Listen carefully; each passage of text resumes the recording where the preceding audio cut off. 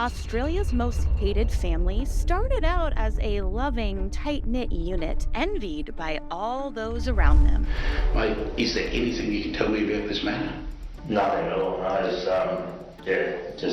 dropped her off. They seemed perfect, respectable parents with two good-looking and talented sons who, in their eyes, could do no wrong. Dad said also that he didn't want us home on the Friday night, so that he could do what he had to do.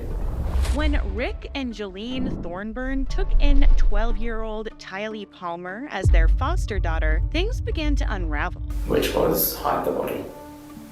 On the Friday night? Friday night, yep. At first, it was bit by bit until eventually it ended with a and brutal bang. Did you have anything to do with the death of Tiahleigh Palmer? Absolutely not.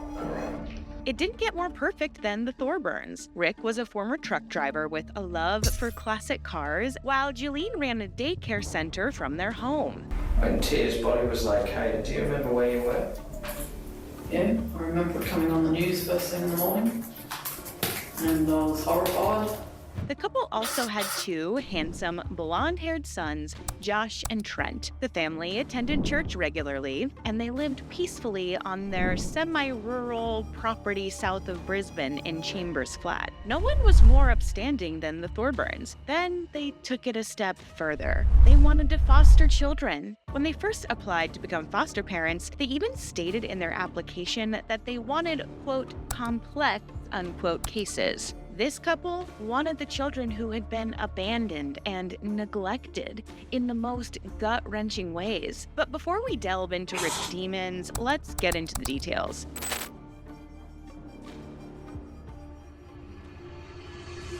After the Thorburns successfully began fostering several children in their home, they agreed to take in Tialeigh. No one knew that this would be the beginning of the end. When Tialeigh Palmer entered her home in 2015, she was only 12 years old. By all accounts, Tialeigh, also known as Tia, was a beautiful, spirited girl who'd already faced a lot of challenges in her young life. Her biological family was unable to take care of her, and like many kids in foster care, she had been moved from home to home, longing for stability and for someone to love her. Tialeigh's biological mother, Cindy Palmer, struggled with personal issues that made it difficult for her to provide the kind of stable, nurturing environment that a young child needs. Cindy's life was marked by difficult circumstances like domestic violence and even homelessness, and as a result, Tialeigh and her two mothers were removed from her care. This decision was made by Child Services, not out of malice, but because they believed Tialeigh would have a better chance in foster care. And after watching some interviews with Cindy, I can tell that she really wishes things had turned out differently, because the foster system didn't provide the stability that was promised. Tialeigh was moved between several foster homes in Queensland. She didn't have a consistent place to call home. Even with all this chaos, people who knew Tialeigh described her as this bright, bubbly kid. She had this energetic personality and a kind of spark that you'd notice right away. She was going to Marsden State School at the time, and despite everything, she seemed to fit in, at least on the surface. But there was also an additional problem. Tialeigh's knowledge of adult issues also raised concerns. At 12, she understood things about life that most children her age wouldn't need to, and she'd also experimented with drinking and whether it was from overhearing conversations or witnessing certain behaviors in the homes she lived in, or simply being a child who grew up too fast, Tialeigh was forced to confront harsh realities far too early. But her emotional resilience was notable. By the time Tia reached the Thorburns' doorstep, she was a broken little girl, desperate for a place to call home once and for all. Now, here's where it gets really chilling. Rick Thorburn and his family welcomed her into her home, but instead of finding love and safety, she would become a victim of the very people meant to protect her. The little girl who had been abandoned time and time again by those tasked with her care would be abandoned one final time on the desolate and lonely banks of the Pimpana River, her body so badly decomposed that she was unrecognizable. But why and how did this happen? For a short time after moving in with the Thorburns, it did actually seem like Tialeigh had found a semblance of normalcy. Tiahleigh. At first, everything was fine. Although Tiahleigh had run away a few times, she was always found a few hours later. Cindy would recall that Tia's behavior around Rick changed at a point. Around the time that she began running away, she stopped wanting to be around him or be left alone with him. But this seemed like the normal behavior for a girl as emotionally scarred as she was. Trust was really hard to come by. She also developed a bit of a crush on 18-year-old Trent Thorburn. And when asked if she wanted to continue staying with the Thorburns, she was adamant that yes, she wanted to. Anything to get closer to Trent. Trent was older, good-looking, and the type of man any young girl would fall for. And as this infatuation grew, Tialeigh began dressing differently. She wore dresses with padded bras and outfits that revealed a little more of her body. Now, even though Tia was living with the Thorburns, she would still see her biological mother and grandmother on occasion, and they noticed the change in Tia's appearance. But at the time, they figured it was the start of puberty and she was just stretching her wings and becoming a woman. But the reality was that behind closed doors, a sinister secret was festering. What nobody else knew was that Trent Thorburn had actually been sexually abusing his young foster sister. The incestuous relationship came to light when Trent confessed to his cousin in a Facebook message that he had slept with Tialeigh. He wrote, quote, "I just want the kid gone and out of my life, but I know she is also a source of income for my mom and dad as well, and I can't risk us losing money because she's gone," unquote. But Trent didn't stop there. He told his cousin that he had never had before, and that Tia, a 12-year-old girl much smaller than him, had made him do it. Even more disturbing, Trent expressed fear that she might be pregnant, writing, quote, "Also, if Tia did say something to Children's Services and she is pregnant, then it all gets investigated and I could go to jail because a court isn't going to believe me over her," unquote. This revelation would set in motion a chain of events that would end in Tialeigh's murder. On the 29th of October in 2015, after being urged by his cousin to confess, Trent tearfully told his mother that he'd had sex with Tia and that he suspected that she could be pregnant. That evening after dance class, Tialeigh had also complained about having stomach pains and that she had a secret that would get her kicked out of the home. Both Rick and Jolene initially thought these were silly jokes of a prepubescent girl who had been finding out about sex education at school. But after learning of Trent's actions, Jolene realized that they were in trouble. And so she told her husband about what Trent had said. It's not known exactly what was discussed that night, but for whatever reason, Jolene decided to go leave the house and go to her sister Sharon's. Perhaps she was in shock, perhaps she didn't know what to do, or perhaps she just didn't want to see what was coming next. Out of sight, out of mind. Before Jolene left, she went to Tialeigh's room. The girl was sitting in bed, and Jolene simply told her that she should settle down to sleep. Then, as Rick waited for her outside, Jolene left Tia. No one else was home. Jolene got into her car and drove away, leaving the 12-year-old behind with Rick. On October 30th, 2015, Tialeigh Palmer was supposedly dropped off at Marsden State High School by Rick, but she never made it to class. For nearly a week, her whereabouts remained a mystery as police scrambled for leads. As the search for Tialeigh intensified, Rick Thorburn played the part of the concerned foster father. But from the outset, Rick's behavior just seemed strange. He was overly emotional, even with the circumstances. It was almost like he knew that she was gone for good.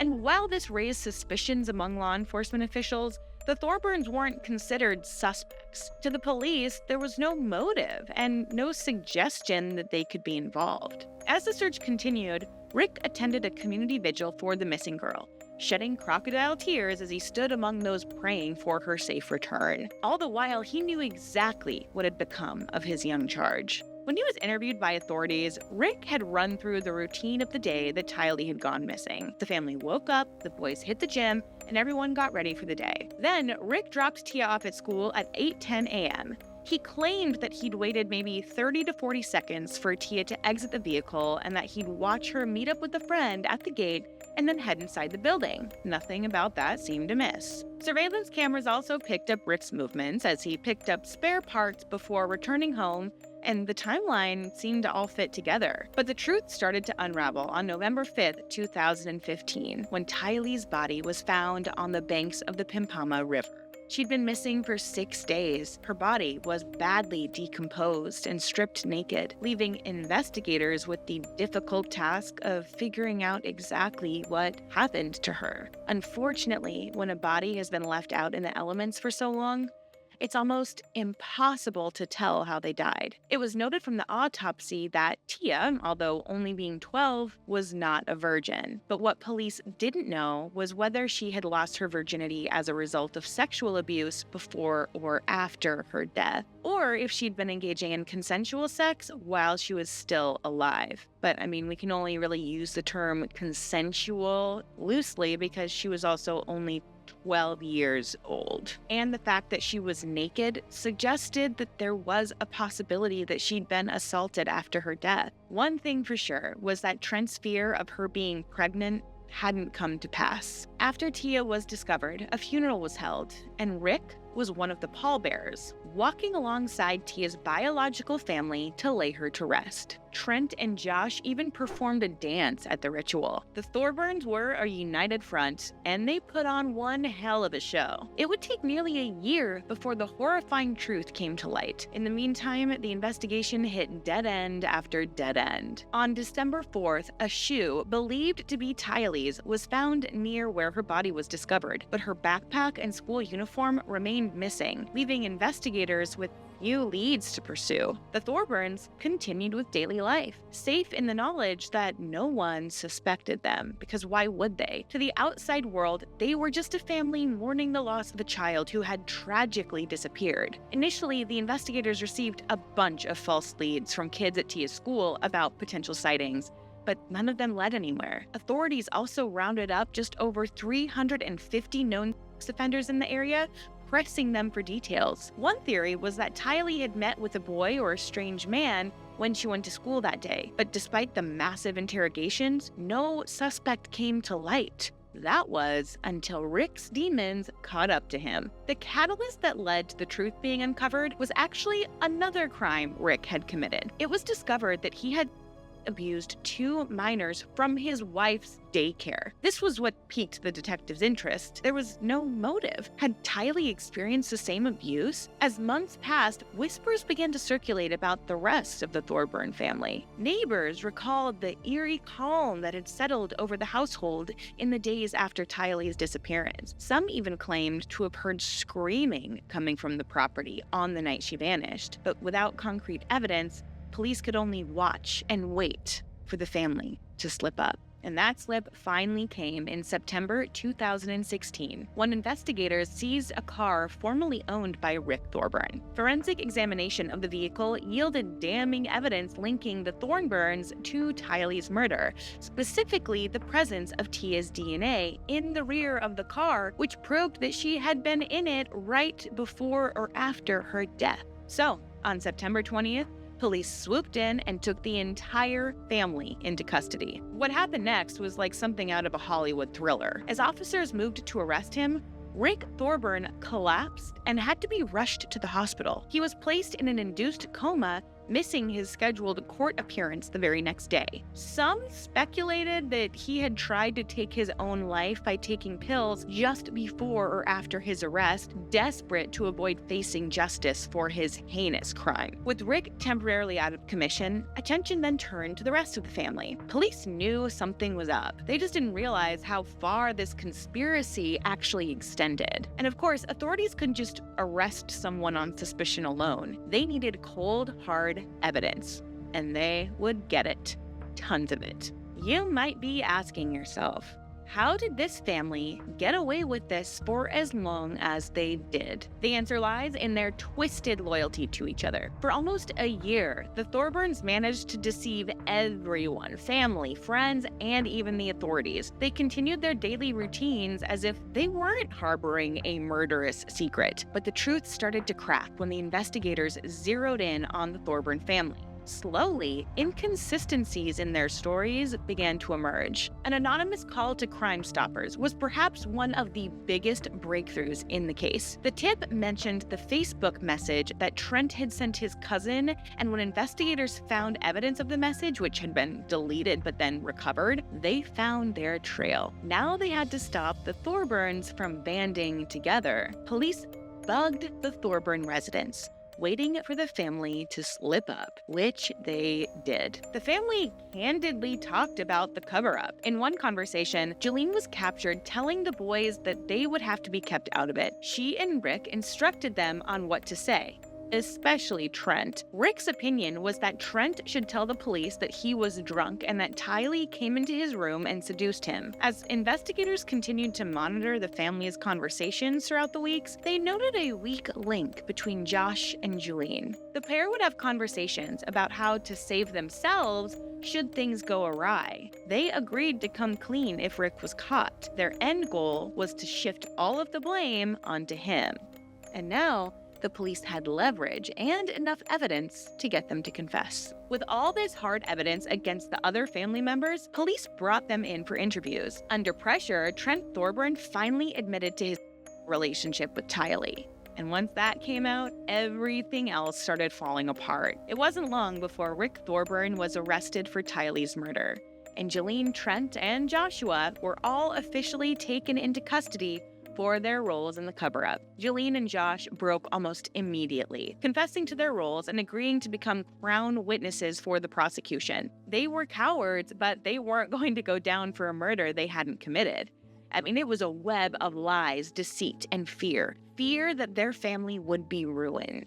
Fear of the truth. But in the end, the truth is always louder. In their interviews, Jolene and Josh revealed damning details. According to them, Rick had said, quote, "Tia is no longer with us. I hope you all know what that means," unquote. They all knew what it meant. When Jolene was asked about whether she doubted Rick had killed the girl, she said that she had no doubt, and that Rick did what he did to protect their family and their lifestyle. Rick was interviewed by detectives again and maintained the same story, not knowing that his family had turned against him. But what Rick hadn't counted on was that detectives would double-check his story. Investigators cleverly used CCTV footage to track in time the other vehicles spotted in front of Rick on the morning that Rick claimed he dropped Tia off. They determined that although he did drive the school route, he went past it and never stopped outside to drop Tia off. It was simply a cover.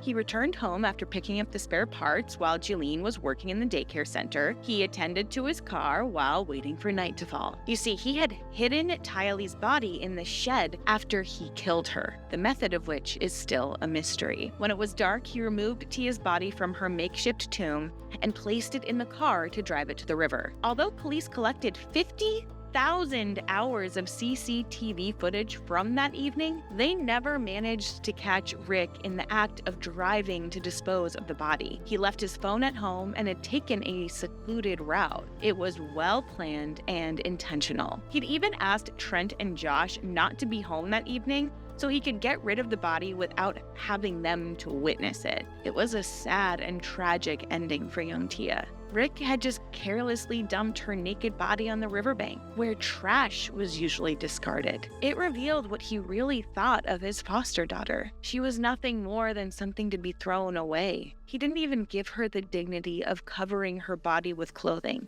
He left her out in the open, naked with her underwear partially pulled down. Jolene admitted that the morning the body was found in the Pimpama River, she went to the bedroom where Rick lay in bed. I mean, it was all over the news. Jolene turned to Rick and asked him if the body could be Tia's, and he replied, yes, just like that. And Jolene just accepted it and then went about with her day. Like, what is wrong with this family? The inquest into Tialeigh Palmer's death revealed even more chilling details. During the investigation, more of Rick Thorburn's dark past began to surface. Now the public knew that he wasn't just a man who murdered his foster daughter to cover up his son's abuse. No.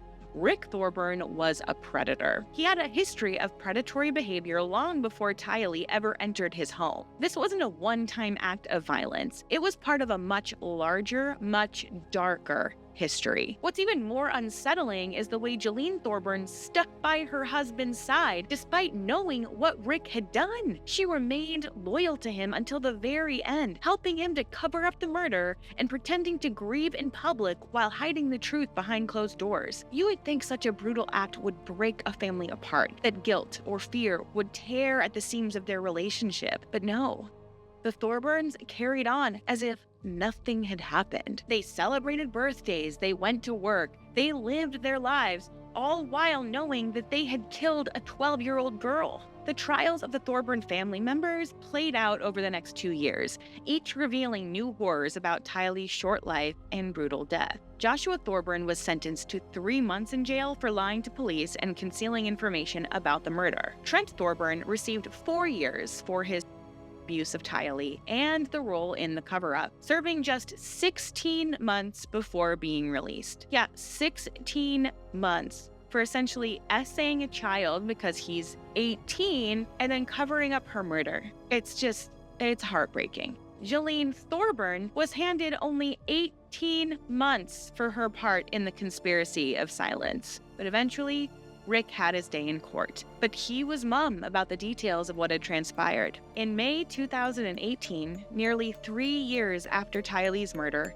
he finally faced justice. Standing before the court, Thorburn pleaded guilty to killing his 12-year-old foster daughter. But although he pleaded guilty, he would never reveal why and how he'd done it. Justice David Bottas did not mince words in sentencing Thorburn, calling his actions, quote, cold, calculating, and callous, unquote. He told the killer, quote, "You showed no respect for her, even in her death. You murdered this defenseless child who relied on you for protection," unquote. Thorburn was sentenced to life in prison with a non-parole period of 20 years. But even as he was led away in chains, questions lingered. What other dark deeds had the Thorburns committed over the years? How many other children had suffered abuse in their homes? The full extent of their depravity may never be known. In June 2021, a coronial inquest sought to uncover the specific cause of Tialeigh's death. Rick Thorburn, perhaps seeking to mitigate his monstrous image, took the stand and claimed he thinks he might have accidentally suffocated her. He stood before the court, sobbed, held a crumbled piece of paper, and said, "There's been a lot of speculation about the cause of Tia's death." He read, "I was never given an opportunity in court to give an account of what happened." He continued to say, "On the night that Tia died, she and I got into an argument. She was messing about and she wouldn't go to bed. She was being stubborn and it escalated into her running away again. She packed her bag and she headed off down the driveway. I tried to talk to her around to get her to come back to the house and told her that she was being silly. I followed her down the driveway to the front gate, which was about 200 meters, and I decided I would bring her back to the house. I got my arm around her and tried to walk her back. She started struggling and I had to hold her tighter. She started screaming and swearing at me and I told her to stop because our neighbor was close to our driveway and it was very late at night. It got worse, so I put my hand over her mouth and kept going. When we got to the veranda, I let her go and she fell to the ground. I picked her up and put her on the seat and she fell to the side again. She didn't respond when I spoke to her.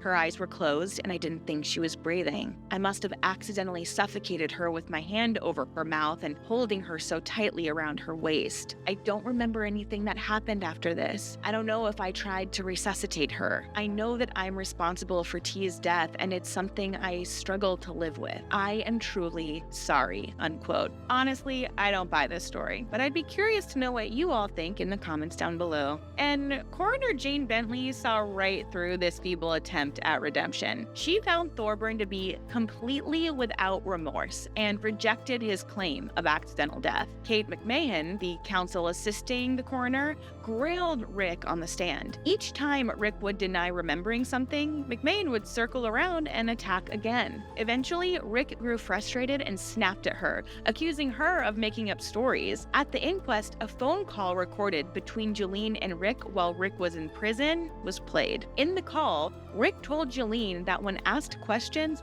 all he would say was that he, quote, could not recall, unquote. He added, quote, "Otherwise, they'll get nothing. I'll go to the grave with what I've got," unquote. To this statement, Jolene simply laughed, saying that they'd have to tread water with him. She, too, showed no remorse. But McMahon wasn't done. In the inquest, she asked Rick if he molested Tialeigh. His answer was nothing short of disgusting. He said, "I don't recall. I don't think I would have either." McMahon responded, You don't remember, but you don't think that you would have? Is that your answer? And then Rick exploded. He told the council that he didn't care, that they were planting seeds in his head, and then swore profanities at them. Now, as the years have passed since the inquest, the Thorburn family has attempted to slip back into obscurity. Trent, Joshua, and Julene have all completed their sentences and started new lives in the suburbs of Brisbane. Just 30 minutes from where Tialeigh spent her final terrifying months. They have changed their appearances, grown out their hair, and tried to blend in with the neighbors. But can such monstrous deeds ever be truly forgotten? It's just totally unfair that they get to go live their lives after what they did to this sweet, innocent young girl. Recent reports paint a disturbing picture of the Thorburns' new life. Trent, now sporting a mullet and facial hair, was spotted loading horse riding gear into his truck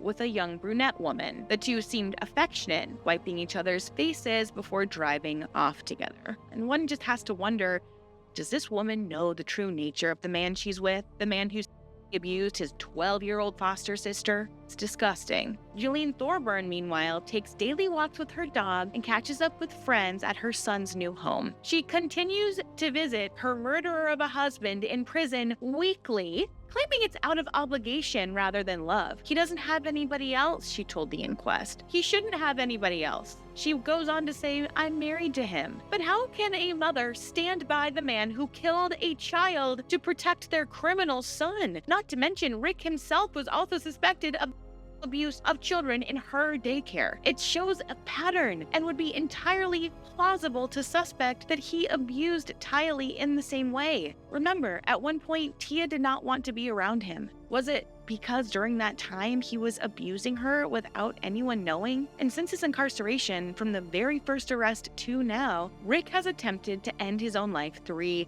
times, the last time being in 2022. But thankfully, death did not take him gently into the night. The Thorburns may have served their time in the eyes of the law, but many feel justice has not truly been served. How could Rick Thorburn, who so callously snuffed out a young life, be eligible for parole in just 13 years? How could Trent, who abused a child in his care, walk free after just 16 months behind bars? The punishment hardly seems to fit the magnitude of their crimes. And perhaps most chilling of all is the realization that monsters like the Thorburns walk among us every day. They coach our children's sports teams, teach in our schools, and run daycares from their homes. How many other families harbor dark secrets behind a facade of normalcy? How many other children are suffering in silence, failed by the very systems meant to protect them?